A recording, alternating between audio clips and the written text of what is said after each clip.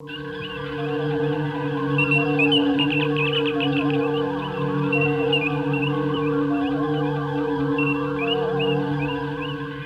this is Mark A. Altman. And this is DAREN DOCHTERMAN. And this is Ashley Miller. And we are the Inglorious TREKSPERTS. Go behind the scenes of all your favorite Star Trek series, from the original series to today, with the stars, writers, producers, and more, every Thursday, wherever you listen to podcasts. And for more, subscribe at TREKSPERTSPlus.com. It's the logical thing to do. Keep on trekking. Ingloriously, of course. Hey, this is Mark A. Altman. This is DAREN DOCHTERMAN, and we are the Inglorious TREKSPERTS. I thought it was a classic femme fatale. So much fun. Like that Shakespearean lace in your acting. I said, Gene, what do you want from this character? I want you to just take the character and make it your own. I had a good time on the film. On day one, the movie was already $15 million over budget. We started this movie without an ending. That's like painting yourself into a corner. I don't think we've ever had a Star Trek captain on our show. Being, as you said, number one on the call sheet, it is a producer's position if you're going to take it seriously. I was so glad they didn't cast me as Lorca. You famously wrote that script in 12 days. On one level, I wrote the script, and on another level, the story was written by everybody and his brother. Well, I was going to say, what was your response when you were directing and Terry, sort of called you aside and said, hey, I want you to get back in front of the camera again? I said, he sort of chummed the water a little bit. Are you ready to play Riker? What I thought he was saying was, you better go to the gym and lose some weight. Lines. Are you going to trim your beard? Don't cut your hair. My interest was totally piqued. It's not hyperbole to say it's the best Riker material I've ever had.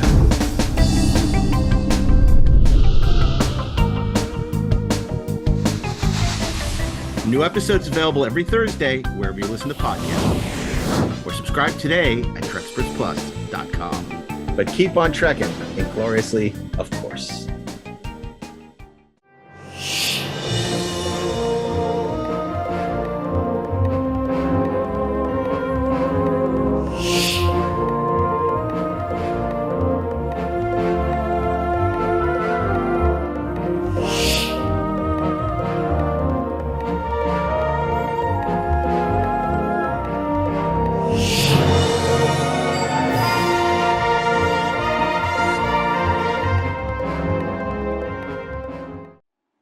Hey, this is Mark A. Altman. And this is DAREN DOCHTERMAN. And this is Ashley Miller. And we are the Inglorious TREKSPERTS. And welcome back to another episode of Inglorious TREKSPERTS for our special pre-holiday special, Toys, Toys, Toys. So many toys, all the toys. Before we introduce this thing, I just have to say that might have been our best performance ever for getting the TREKSPERTS. Don't spoil it. Don't spoil it. Okay. Fine. Just let it sit there. Let people Just enjoy it. Don't call attention to it. Let them enjoy it. Let's do it again. 1, 2, 3. I'm confident we can screw it up. So let's. No, we can. Yeah, I know it. So anyway, the holidays are almost upon us. I hear jingling and jangling and all kinds of fun stuff. In the jangle morning.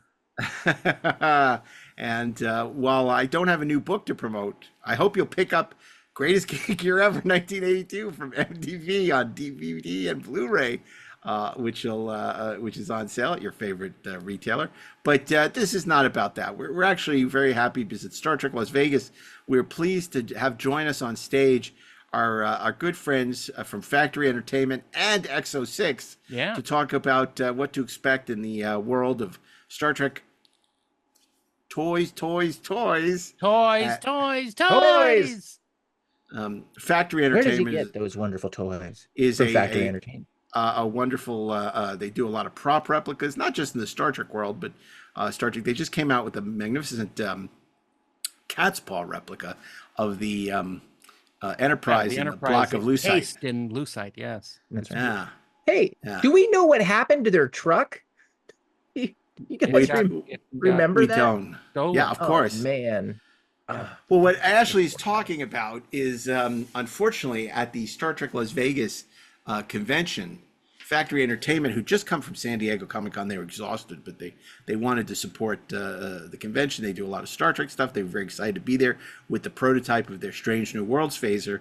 They were robbed the first night of the convention. Yeah. Prototypes were stolen, bags were stolen, medicine was stolen, all kinds of stuff. It was a terrible thing. Truck key was stolen. Well, it turns out the truck key was stolen and the room key. And then they ended up breaking into the room, stealing more stuff and their truck. So they ended up having to rent a truck from U-Haul or Enterprise or whatever, probably Enterprise, to get home with their booth. It was horrible. Because these are the nicest people you'll ever meet. Jordan, Sweet. who owns Factory. Is just really terrific guy. A longtime listener of the podcast. I spent some time with him at Comic-Con, and he's a big fan of the podcast. Big longtime Star Trek fan, and we were delighted to offer him the invitation to come on stage and talk about what they had coming up, because they're doing such cool stuff. And and Darren took the helm on that one. I was off doing another panel at the time. I got dragged into some other panel, and it killed me because I really wanted to be there with you because I love talking about this stuff. And you missed a good one. It was a lot of fun. I'm sorry. Yeah, that's what I heard, and it was such a bummer because here I sort of roped everybody into this, and then I couldn't even be there for the panel. But Darren did his usual fine job. It was fantastic. Well, and it's always fun to do fun panels, and this was one of them.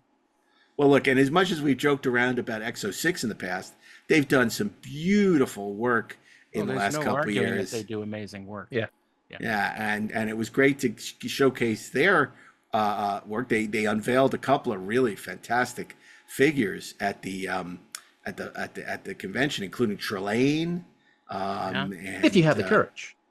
And they had and at the panel, they showed the Worf in spacesuit from First Contact. In space. It was amazing. It lights up and everything. It's really fantastic. Does it say just like the real Michael this? Dorn? Just like the real Michael Dorn. Yeah, that's He can so turn cool. the world on with his smile. I want to ask you guys because Nanjan, who owns EXO-6 and is a very enthusiastic fellow, is always soliciting people's idea, like what should we produce, and he's always teasing this stuff, right? That they are or aren't going to make. What would you like to see EXO-6 make, Darren? Well, I would definitely like the Pike in wheelchair. Which apparently the prototype was gorgeous. It is. I don't know if they're making it, but it looked great. Real. Yeah. And from everything I've seen, the Gorn is amazing, and it's actually a figure of a stuntman in a Gorn outfit, which is awesome. See, that's great. And Bobby Clark will actually come to your house and open it for you. You can unbox it with Bobby Clark for an extra fee. But only after you pay $50.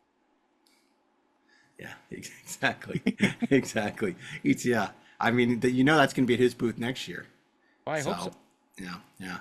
I got a few figures I'd like to see them make. Now, I got to tell you, it's going to be expensive fall because I pre-ordered Kruge, Commander Kruge. Wang Chu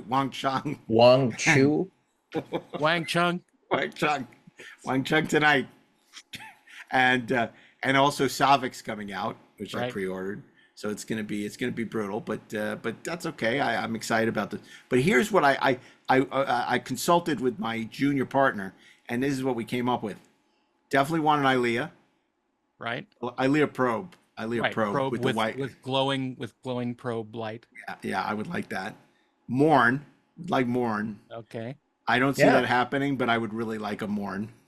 And I gotta have a gold Ducat. They're doing a Garrick, which is nice. That's great. But I would really like a gold Ducat. You know what they should do is the intendant Kira Nerys. Oh, I'd buy that. Oh my God, right? Yes. Yeah. Gotta have an intendant. That would be great. Yeah. So there you go. Yeah, that would be great. And then also Note to EXO-6. They should also have a Martog. Yeah. Oh my God. Yeah. Or do all of They should do all three of the original Klingons from the Deep Space Nine episodes. Yep. But I think I would rather have them as TOS. I don't know if I'd I'd rather like to have them as both. Yeah, because I would love to have Kang, Koloth, and Kor. Yeah. And Baltar. Baltar. You have not seen the last of Baltar action figures. But these aren't action figures. These are museum replicas. Yeah. Yeah. Like that's, And they're action figures. and they're action And they're dessert topping. Yeah. And Come on, floor wax. What else? Ashley, you're on fire. What else? Should they be making this EXO-6? I mean, honestly, the Intendant is kind of a mic drop. Yeah. Maybe it should make God. Yeah, Star that would Trek be 5. great. Actually, you know what? Well, we do need a wouldn't- Cybok. Yeah. We do need a Cybok. And We need a Caitlin Dar. Cybok. Yeah, we I need don't know a if we need a Cybok. Caitlin Dar, but we do need a Cybok. We need a Cybok, definitely. Well, That's we a have our really own good Caitlin point. Dar, and she's the real one. So. Yeah. A perfect museum replica, need a preserved in perfect detail. Oh my God. Yeah. You know, but Ashley, you're the one of us who doesn't buy these things, so I don't know if your opinion should count as much as It us. doesn't, but you know, or maybe it should count more because it's what would actually cause me to buy it. Because I mean, Rob Burnett's opinion doesn't count because he would buy them all. Doesn't Right. matter That's what right. it is. He'll buy it, whatever it is. When are they making the Survivors? I'll buy that, right? Yeah. And Honestly, I would have bought the Cisco. I just was lacking in funds at the time that the Cisco came out. Well, I think they ought to make one Husnock. one who's not. Make it the last. No, Husnock. there can be no You know, Husnock You know anywhere. what they should make for you? Minuet. Should have Minuet. Oh, yeah. Yeah. You can add her to your holodeck playset. Riker with a trombone. Oh, my. Trombone Riker. Let's think of some more obscure characters that they could do. Dr. Leah Brahms. Oh, yeah. The question is, would anybody buy a Leah Brahms? Sure, Geordie LaForge would. Geordie would, Other than LeVar. He's got a full collection of them. I could think of somebody else who'd buy it. I Susan, can give too. me But we're action not gonna figure. say. No, we're not. What else? I mean, yeah. Oh, Ashley, I'm very disappointed in you not saying this. This should have been your first go-to before the Intended, even. Cisco. No, they already made one. Wayoon. Yeah, Wayoon for sure. You got to make a Wayoon. But how much would it weigh on? And, and a Jemadar. But, Yeah, you know, yeah, the first Metaclon. You know, it's like that's who you need. Yeah. Yeah. The problem is that the Deep Space Nine stuff doesn't sell as well. Well, screw them anyway. You know, I mean, They I should hope make it's it. selling better than Voyager. I hope. Yeah. But, but you know, and you know, they sold out of that motion picture stuff in like 12 seconds. Yeah. Because I don't know why they're not doing more TOS stuff, but I mean, I like the fact that they're doing Arix and MRES, but they're not doing them like they're doing them animated like full figures. Yeah. Yeah, they're doing them as like their cartoon series, and I want them as actual characters. I want them real. Well, at least Arix. Yeah, exactly. I want them real. So Arix was a little bit of a disappointment, but you know, it just I want to be a full-size figure, Captain. yeah, it's like they shouldn't be done as animation. It should just be done as like if what they they were are. real. They are real in my world. They're real. They're real, and I know. Yeah. Oh my knew God!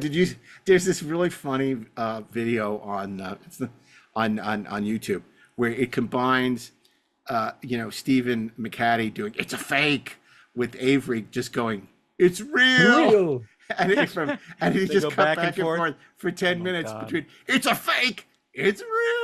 Oh my I know. I get a Brock Peters as Cisco's dad action figure as long as he's like dressed up to cook. Ooh, that's good. Yeah, Hmm. that's good. Well, yeah, we need a Brock Peters and a James Earl Jones set. That's right. Well, you know who I I'll wouldn't let you mind? figure out what that means. Yeah, it's a Darth Vader. They both set. played Yeah. Darth Vader. They both play Darth Vader. Yeah, exactly. We know. Who are you talking to? I'm talking to Ashley. Oh, okay. He didn't know. He didn't know. He didn't know. Yeah, he didn't know.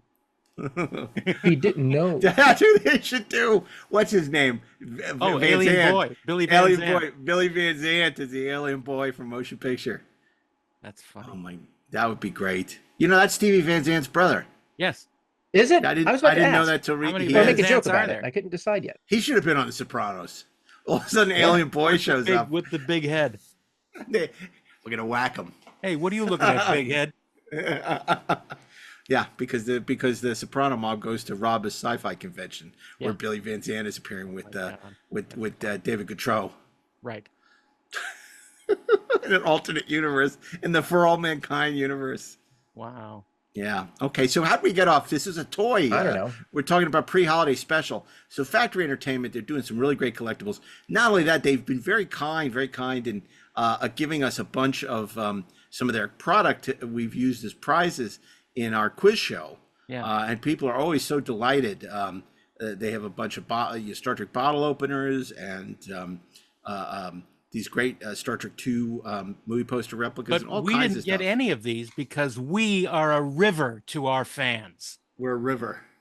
We're a river? That's Yes. right. It's a quote from Flowing like a river to the sea. To the sea. We are. You know, the big thing they're making now is Geordi's visor, Yes, I saw that. It's which A also man of functions unique as vision. as a hair braid. Yeah. a beret. Yes. Yeah, A beret. yeah. And they're doing the flux capacitor from, which is really cool. Yeah, they did that a while ago. It's Yeah. it's good. They already sold out of their medical tricorder I from know, Next Gen. at $700 a pop. Do they sell Klingon aphrodisiacs? No, we don't. No. We don't need that. Klingon aphrodisiacs? And I love that they did the replica of Khan's necklace, which Yeah. was a hot. Because that was It doesn't was a come lore. with the chest though. I was gonna say, like, they do a replica of that. That would be It's funny. real chest. And of course, we gave out their Klingon fandages at our Inglorious TREKSPERTS panel in San Diego. Oh which my was God, good that because- panel where the table went crashing. Prayer, Mr. Savick. The Klingons don't use bandages. Yeah, they also did a really nice phaser rifle replica, as well as a batlet replica. So, they're doing some really nice stuff. And again, if you're not, a fan of some other great franchises, it's not just Star Trek. They have Odd Jobs hat from Goldfinger, Wow. the Sword of Athena from Wonder Woman, and Wonder Woman's tiara. So, I mean, they're not messing around, these guys at Factory Entertainment, are they? Or you They're could not. argue that they are in fact messing around. That's right. But they've monetized messing around. Yeah. Yeah. I mean, I do love, my favorite is probably the Battlestar Galactica Viper bottle opener, however. Oh, my goodness. Because when you need a good bottle opener, it's always good to have a Viper around. Chug when ready. Yeah, exactly. And what tell us a little bit more of what we can expect from EXO-6, Darren. Well, you have to listen to the podcast. Yeah. Yeah. They're gonna tell us. Tell them, Jim. Yeah. And, it's funny because, people all have a lot of opinions about what they should put out, but, there's a lot that goes into making these figures. It's not that easy.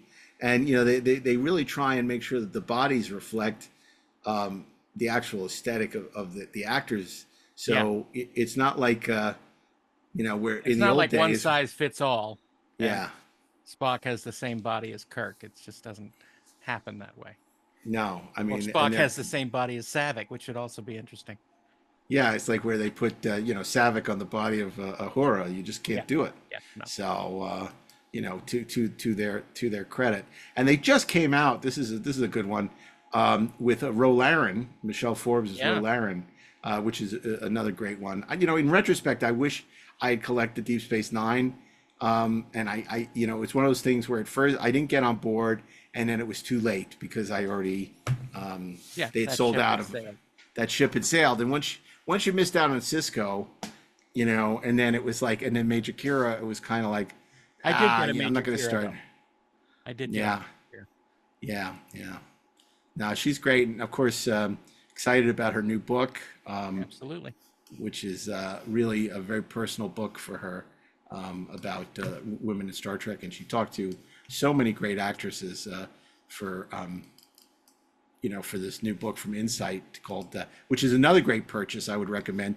Open a Channel, The Women of Star Trek. This is Nana's book about, the challenges and triumphs of being an actress in the Star Trek universe. And I know we've been talking about her with this for a while, and, she spent a lot of time on this and a lot of time interviewing people and some real eye-opening revelations. And I think it's going to be a great book. So people should definitely look into picking that up wherever they get their books, or on Amazon or Barnes and Noble. And who knows? You might hear more of it in the coming weeks. Yeah. And before we turn this over to our panel and Darren Docterman, who did such a wonderful job hosting it, I also want to point out our friends at La La Land Records have always been super supportive of our podcast. But more than that, they have been super supportive of Star Trek and Star Trek music. Yeah. Obviously, no one can forget their amazing collection of TOS music, which is long out of print. However, they've been reissuing most of the box set as the 1701 collection. So if you hadn't had a chance to pick up this limited edition 1701 collection at La La Land Records, you really should, because it features most of the box set of complete music from the original Star Trek. And it is stunning with all new liner notes from our good friend Jeff Bond. And that's something I would highly recommend. And of course, on the site, you can also find a lot more Star Trek. They put out the great motion picture, latest version of motion picture, 2 CD set, their 50th anniversary Star Trek collection, a beautiful limited edition set of James Horner's score to Star Trek II, a great Voyager collection as well is still in print. So there's a lot of great Star Trek music from La La Land Records, in addition to everything else that they do, which are soundtracks to some of the great movies. And always never a disappointment. They just reissued Elmer Bernstein's Heavy Metal, which is stunning, is great, and so many other great works. And by the time this episode is out, there's a very interesting release that you will be very interested in, Mark. Really? The Natural? Nope. No? Not gonna say. But this episode's already out. I know, but I can't say. It's in the future, where we're all going to spend the rest of our lives. He's sworn to secrecy. I can't say. It's coming soon, though. Coming soon through now, Colin. Okay, well, if that's the case. It is the case. Well, anyway, I don't want to take any more time, because I know people are anxious to hear this fantastic presentation at Star Trek Las Vegas, where we're initially joined by our friends from Factory Entertainment, and shortly thereafter joined by the team from EXO-6. So stay with us after these brief commercial messages as we take you on our pre-holiday voyage and boldly go to visit Toys. Where did they get those wonderful toys? We're about to tell you right after these brief commercial messages. Well, hello. Is everyone ready for some fun new stuff to spend your money on? That's what I thought. I'm Darren Docterman, one-third of the Inglorious TREKSPERTS, as you've seen in every video that we've shown. Welcome. We're going to talk with some fun people who are actually from the dealer's room that you can talk to afterwards. We're going to start out with the fellows from Factory Entertainment. We have the CEO and President Jordan Schwartz and the creative director Barry Eldridge. So welcome them, please. Hi, everybody. We'll have you guys on the couch, and I'll sit right next to you. Oh, couch is good. After San Diego Comic-Con for a week and then a couple of days here, a couch is really nice. So, hi, guys. If anyone hasn't visited their booth in the dealer's room, you have some really fun stuff. Oh, we try. I wanted to tell you a little bit, since this is our first panel. And first of all, thank you to Darren and the Inglorious TREKSPERTS for having us here. We really appreciate the opportunity. Well, we love you guys. Well, thank you. It's a mutual admiration society. And I want to thank, the lights are right in the eyes, so I guess I'm going to have, I'm imagining it's a full room, but in any event, I want to thank the three people who showed up. Yes, all you, and the free beer is later. But since this is our first time doing a panel, I want to start by maybe giving you a little bit of history of our company, because I don't know how many people of you have actually met us or seen us in the dealer's room here or seen us online or at other shows. We are Factory Entertainment, and we do licensed collectibles, predominantly from Star Trek, but for other things as well. James Bond, House of the Dragon, Game of Thrones, Men in Black, Back to the Future, a couple things you've heard of. And we have a particular area of expertise, and that is prop replicas. So what I'd like to show you now is we want a prop replica circa, how do we, this thing is supposed to move, isn't it? Hit it again. Is there a receiver somewhere? The clicker doesn't seem to be working. Anybody know any good jokes? This is what happens when you There we got to go. pay your bills. That's a prop replica circa 1974. You can see how detailed and accurate it is. I had that one. They were awful, but they were the only ones we had. Well, Show of hands. it's really important that it's a communicator on there so you know what you're looking at. I don't. Okay, we'll give it a shot. Thank you. Well, anyway, I really was hoping for a show of hands. How many people in the audience actually watched Star Trek in its first run on NBC? Anybody? Yay! Yay! One old person. Well, I did, and you know, I first saw it when I was about 9 years old, and you know, at 9 years old, you don't really necessarily grasp that it's all about an optimistic vision for humanity in the future, or it's somewhat thinly veiled social commentary on humanity in the present. Sometimes it's about the toys. It was about the toys. I guess Brian pretty much covered that. But I had this toy, and I ran around when I guess it came out in 1968, so I was about 11 years old. And I probably annoyed the hell out of my parents day in and day out, but I was captivated by it. And that's as close to a phaser as you can buy in 1968. But in 1973, I went to the second ever Star Trek convention, and the dealer's room, strangely enough, in some ways looked a lot like it did here, a big, nice big ballroom. Where most of the things for sale were photographs. But on one table, somebody had kind of carved a balsa wood phaser, and it was blue, and it was the right color, and it blew my mind. And I have been in love with props ever since.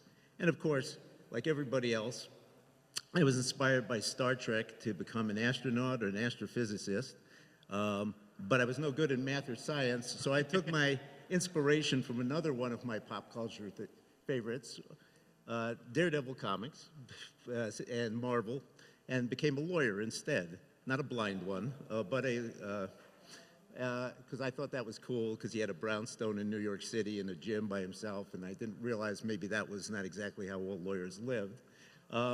So I, you know, fast forward 30 years, and I was introduced to somebody who was actually a prop bootlegger around the start of the second Star Wars trilogy. And long story short, I introduced him to some people. We formed a company called Master Replicas, which was the company that validated prop replicas as a collecting segment. And that company predominantly was owned by the need to get out Star Wars replicas. It invented the FX lightsaber, it did many other things, but we did take a Star Trek license, and we did get out a few things, and it was the first time ever that you actually had accurate replicas of props from Star Trek. So we did have, you know, we're just showing a couple of the things. They did about 7 pieces, including, you know, the landing party set and a very, very beautiful original series Enterprise. And that was my kind of entry into the prop replica business. And eventually, unfortunately, we had a CEO who ran that thing into the ground, and I said I'd never get involved in the collectibles business again. I have all these, by the way. They are good. They are good, but there weren't enough of them. And so several years later, I found I still had the bug, and when I retired from the practice of law, I decided I was going to start my own company, and that became Factory Entertainment, which takes us to today. It took us about 6-7 years to get a Star Trek license because we had to prove our bona fides to Paramount by working with other franchises and developing a wide range of products. And in the interim, a couple of other companies had Star Trek licenses, and I think between them put out about 2 or 3 items. We're aiming to fix that. So I want to show you a couple of things we've done so far, and then I want to encourage you to come to our booth and see the things we're doing now and in the near future. Our first thing was the Resican flute, a beautiful piece that sold out very, very quickly. We were encouraged by Paramount at the time to stay away from phasers, tricorders, and communicators because they said that's, I guess, the things that would actually sell. But and they wanted us to do things that were maybe a little bit more obscure. But again, we wanted to prove our merits and our commitment to Paramount, so we did do that. It really was, we were surprised, I guess not surprised. It's probably the most popular TNG episode, and we did well with it. We moved on to that to a medical set, which again is sold out. So one of the lessons collectors is please don't hesitate if you like something, look into it, because people seem to, in the prop replica business, take the view that they can always pick it up later, and then later comes, and the only way you can get it is in the secondary market for a lot more money, and I hate to see that. I mean, we want to service the fans because we're fans ourselves. We've done the Cricket Phaser from Next Generation in metal with electronics, lights, and sounds. It's a really nice piece, so if you have the Playmates one at home and want to upgrade, we still have a few of those. We moved on to the Dustbuster as part of the desire to kind of eventually get all the way through them. We did a few, this is another one that that falls into the category not phasers or tricorders, but something a little bit different. We did a, but it is a prop. It's a prop. Because Captain Picard holds it. Absolutely. Oh, it is a prop by definition. Yeah. And Alice Krieg was very nice. She signed these things for us, and it's a really lovely piece. We have one at the booth if you'd like to come by and see it. It's great for a photo op. And, if you don't know what that is, you probably are in the wrong panel. The Khan necklace, which is really cool, and it was really fun when we went to the Paramount Archive. They didn't have the original, but they did have Khan's vest. Right. And I don't understand how Ricardo Montalban fit into that thing because it was about this wide. But chest not included. Properly burned in all the right places. Yeah. It was from the end of the film. We just released this. It's a medical tricorder, and it is probably the fastest selling product we've ever put out. People love the thing. I think there's a lot of pent-up demand for it. Again, we have one at the booth that is out that you can take a look at and play with. So whether you're going to buy it or not, and you just want to have fun with it, like I said, we're fans. We make the stuff we'd want to own ourselves, and that's really key to the company. We also do very large studio scale models. This is a new thing for us. These are not for everyone. They're very expensive, but we work with an ILM model maker, retired, who does these things by hand in the US, and they are effectively pieces of art, of Star Trek art that you can buy. And if you really want to own something which is a filming quality model, this is the place to come. So we've done the Enterprise G, or Titan if you're of that stripe, and we've done the refit and a number of other ships.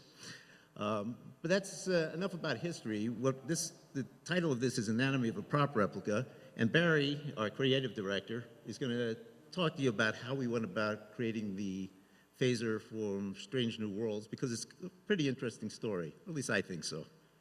Hi, everyone. I'm going to take you on a little journey and show you how we work on some of these things. It's sort of something we want to share because we enjoy doing it.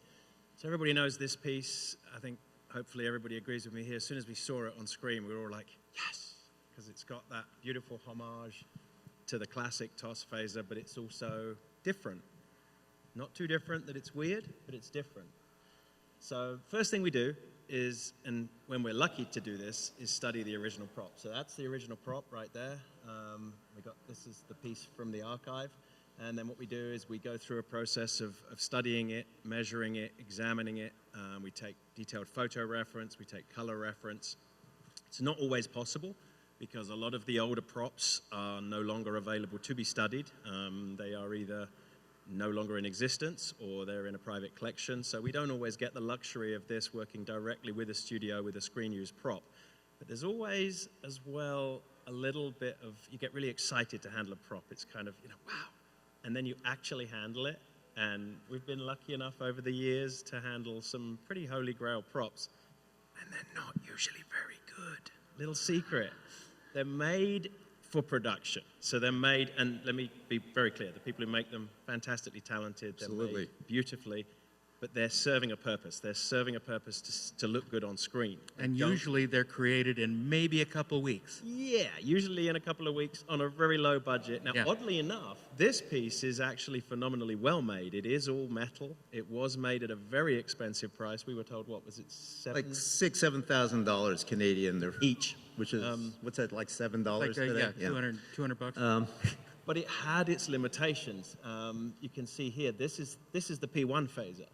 It's a battery cover, that's all it is. You just lift it off the top of here, and the battery to operate the prop is underneath.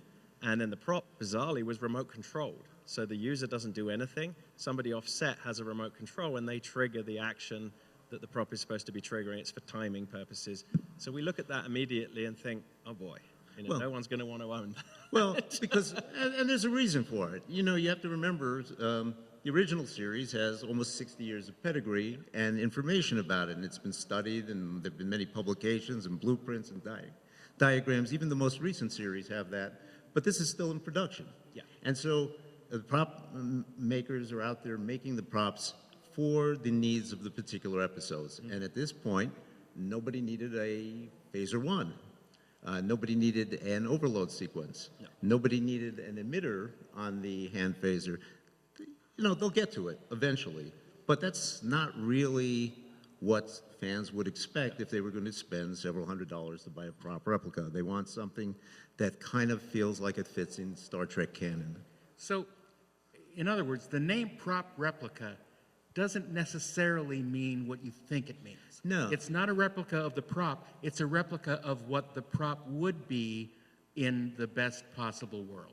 Nobody wants a replica. Well, I had 2 or 3 guys on the RPF that want a replica of an actual prop with all its flaws and faults. Right. But what most people want is what they perceive they saw on screen, not the actual, as Barry said, very fragile piece that actually existed. So our goal is to make something that people will want to own, display, and that will actually hold up for more than 15 minutes. And something you can keep in your home. We realize people are coming along a journey with us, and you're buying this, and if it's sat there on your shelf and you see it every day, and you see that thing that at the beginning that you enjoy as an accurate flaw, after a while it begins to bug you, and when you pick it up and you think, that's not really what, I wish. So there's an element of wish fulfillment, but also it works with, we're not just creating it, we're working with the studio. So after we examined it, let's go back one, they also provided us, these are done by a concept artist called Ray Lai. I don't think anyone's ever seen these before. I worked with Ray on X-Men. This is how the prop was designed. So the production people were given these blueprints, and they were given all this various information that may or may not make sense. And you can see that some of the things that would have been intended to be in a phaser are there. So the P1 is separate. There are various details here that are not present on the prop at that time because, as Jordan mentioned, the script hadn't required it. So we got these drawings. This is a second drawing, and you can clearly see that it does have a removable P1, and so we work with these. And then we were also lucky to be given, and this is a gift when this happens because it's rare, we got the 3D files that we used to make the original prop.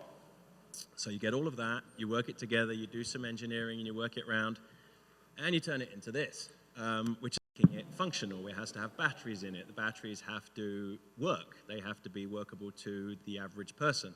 They have to follow safety rules. They have to work repeatedly. So there's a whole bunch of behind the scenes, very boring, and I won't bore you with And you have to make it so that it can be manufactured. Exactly. So you can see here there's manufacturing decisions that have been made so that we can make it out of the various materials. So once we have all this, then we move to a prototype stage, and that's it. So we have it now after several engineering prototypes. We usually go with a 3D printed plastic one, which doesn't have functions for the feel and the form. And we just had Mike Okuda on the booth, and he picked it up and he said, look at this beautiful compound curve here, isn't it great? And it just fits in the hand. And it's just some really nice design touches, and I won't get too nerdy here, but it's just some beautiful elements there. So that's the end result. And then we move to a prop replica, which we then field test. We, essentially try and break it. Usually me more than you. Well, we always try to get 2 pre-production samples at least, so that we are actually located in different places, and we study them because one set of eyes can't catch all the little things that would bug a collector, And we make sure that we, go through these things and field test them. And, there are design decisions. Sometimes we look at something, we say, well, maybe it would be better with a USB rechargeable battery rather than than a compartment. For exactly. Than a compartment. On this one, and we learn things from other companies. So we put. The Phaser 1 has the battery in it that controls the entire unit, and it's not only rechargeable, it's replaceable. So with a lot of rechargeable devices, one of the frustrations people have is that when the battery dies, there's no way to get inside it and remove it. So if this one ever dies, you can go to Amazon and buy a replaceable lithium battery and make it functional again. Externally, when you look at the assembled Phaser, you can't see the charging port, but the charging port's on the back of the P1 there, so it looks in universe enough. And we've added features. As Jordan mentioned, both the P1 and the main Phaser have 3 features. You have stun, you have kill, and then you have overload. And this was a fun one. Obviously, everybody knows that Phasers overload, and they hadn't yet required it. So we mentioned it to production, and they said, hold my beer. And they produced an overload sequence for us with unique audio that is now, quite excitingly, canon. So when and if we ever see a Phaser overload, hopefully we do on screen, it'll employ this sound effect. So it was really fun to be able to work directly with the production people and actually sort of create something that was always intended to be there but had never physically arrived. And our hope is going forward. We have some conversations set with the more senior production people. Our expectation is now that we figured it out for them, that they will actually use our phasers in production going forward, and this will actually be canon. So pretty exciting. That's not an opportunity that as an outside company and a licensee you get very often. Well, I think we have about a minute and a half. Quickly then, real quick sneak preview. So we're about to do that process all over again with this beautiful prop. Oh, that's cool. It's well into pre-production. You'll see exactly the same thing, and hopefully you'll see other Strange New Worlds items after that. So we thank you for your support, coming on this journey with us, and please come by the booth and see what little we have left that didn't get stolen last night. Yeah, please visit them in the dealer's room. They have very neat stuff, and as always, they have a lot of quality workmanship going into everything. Thank you. And so, yes, thank you very much for coming, and thank you, Darren. Thank you. If you'd like to stay on stage, that's fine. We're going to bring out Dave Steves from EXO-6, and he's going to tell us some wonderful new developments in this amazing company that makes some lovely 1/6 scale figures and more. Come on out, Dave. Welcome.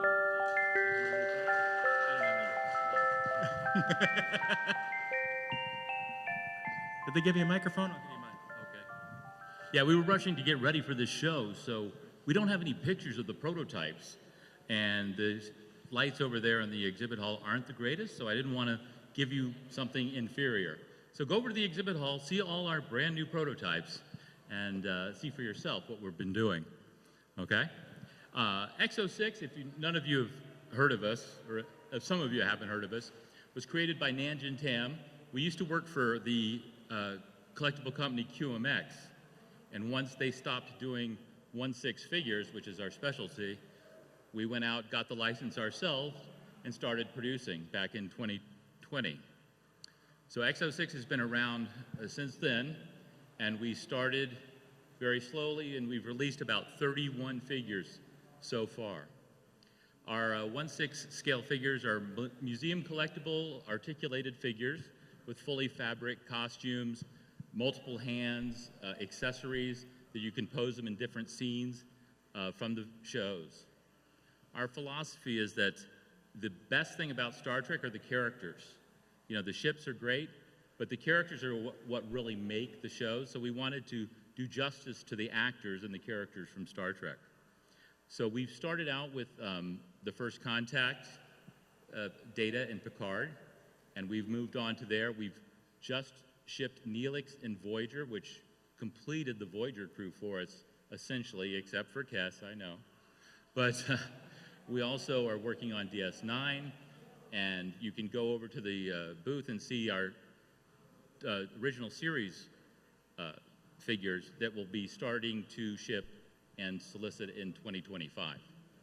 We've been releasing or showing a new figure every day, and we just showed Trelane from the original series is the newest figure on display. I've got one in here in the box that's going to go on display tomorrow, and I'm going to try and do a little preview for you here before we leave. Do you have any questions about EXO-6? Just, you know, you guys have a production rate that is amazingly fast. You've popped out so many character figures that it makes my head spin. And I think one of the things that I find actually difficult is because you're putting these things out faster than I can afford them. And you know, I'm certainly open to getting free evaluation versions. But the great thing is I want all of them, and I can only have some of them. But the ones that I have are amazing. Well, Nanjin Tam, who runs the company, says, buy what you absolutely have to have.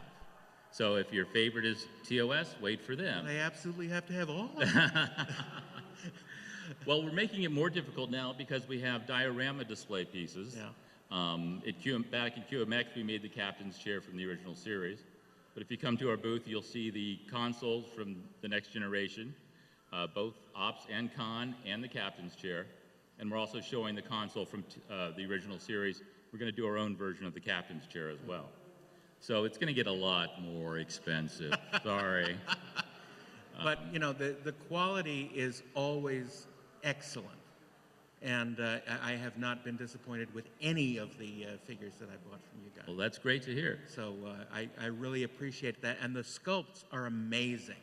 I think that's one of the things, the head sculpts are so good that it's actually frightening.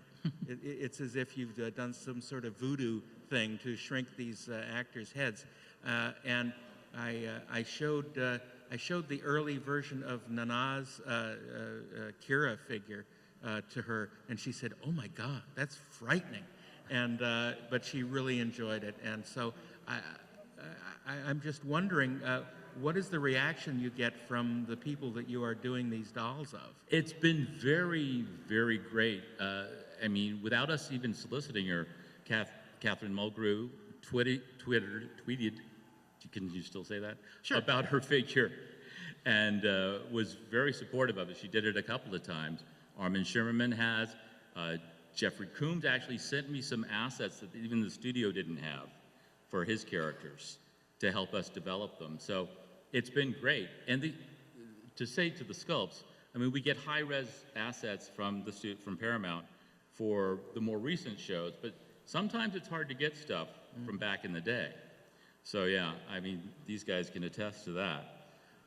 So it's just a matter of studying as many screen caps and publicity photos as you can possibly do, and work with your sculptors, because we have many, many sculptors all around the world that work on these portraits.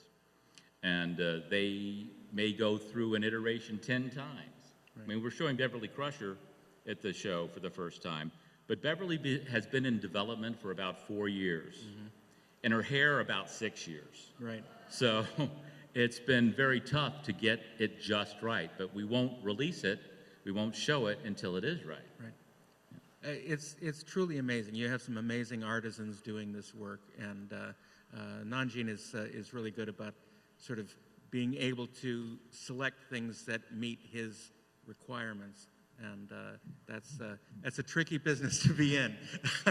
Yeah, he's all about surprises. Yeah.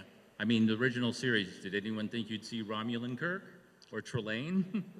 No. Or even the Gorn, really. I mean, that was a little difficult to do. Everyone's tried a Gorn figure, Yeah. and no one has done it right. The one in the cabinet over there is so freaking good. Well, thanks. It's a guy in a rubber suit, essentially, you know, but that's hard to do in 1/6 scale. Absolutely. You know. We have about 3 minutes. Okay, well, let me show you what we're going to be putting in the display cabinet. This is original for us because it's the first time, aside from Locutus, which had a light-up eye, This is the first time we've done extensive lights in a figure. Ooh. So let me, I'll show you here. And then I'll Ooh, look at that. This is going to be War from First Contact. And anytime it lights up in the movie, it's going to light up on the figure. Oh, that's cool. It's going to be controlled by a magnet. Right now, the magnet in the prototype is in the phaser rifle. But then we realized, well, you don't want to really unpose him every time you want to turn him on. So we're going to do something different for the magnet. But let me see if I can set him. Hold your microphone. He's tiny, but he's not a merry man. Wow, that's amazing. And spacesuits are not easy to do, especially at this scale. It's that's wild. Okay, here's the reveal. Stand by. The bridge is smashed. The computer's inoperative. This is the phaser rifle, which you will want to pose him with, and hopefully we can get the light to go on. It's a little tricky right now, but of course, this is an early prototype. There we go. Look at that. So yeah, it lights up on the leg, the arm, the chest flashes, the helmet. Wow. The helmet flashes. So you come over, we'll try and have him on all the time in the booth starting tomorrow. So take a look at that. And my power bank, he doesn't draw a lot of power, so the power bank will go off, and that's what it just did. But it operates off USB. The USB plugs into the foot. And so we're trying to eliminate batteries where we can. The engine is very conscious of the environment. So most of our stuff operates through a USB-C cable, including the Borg Alcos, if you go over and see how impressive those are. We have a bunch of stuff that's going to be powered that way. So. That's awesome. David, thank you so much. EXO-6, Factory Entertainment, thank you all. And stay with us. Thank you.